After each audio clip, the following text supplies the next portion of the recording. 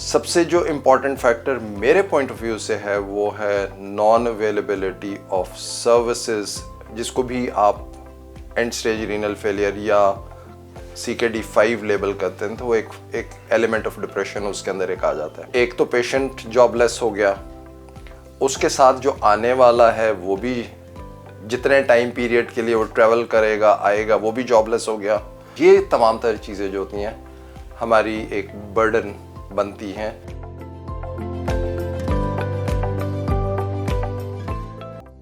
जो मेरी अपनी एज अ नेफ्रोलॉजिस्ट प्रेफरेंस होती है कि अगर मेरा एक डायलिसिस का पेशेंट है या एंड स्टेज रीनल फेलियर का पेशेंट है तो मैं उसको क्या कहते हैं उतना ही प्रोडक्टिव बना के रखूं जितना प्रोडक्टिव मैं खुद हूं, या मेरी सराउंडिंग्स में जो लोग काम कर रहे हैं मैं उनको उतना ही प्रोडक्टिव रखूं।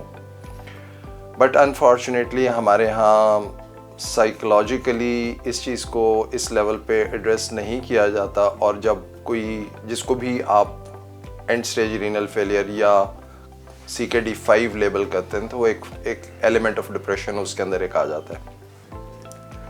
एक तो फैक्टर ये है। दूसरा सबसे बड़ा फैक्टर ये है कि जो कॉस्ट ऑफ ट्रीटमेंट है स्पेशली इन प्राइवेट सेटअप्स वो अच्छा खासा एक बड़ी अमाउंट है।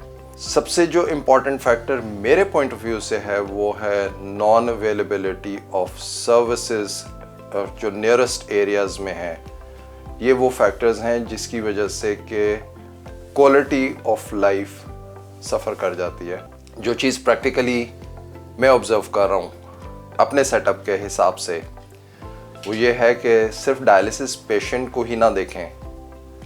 डायलिसिस पेशेंट के साथ, क्योंकि हमारा जो रहने सहने का तरीक़ाकार है वो we are so attached with each other के we use to accompany the patient.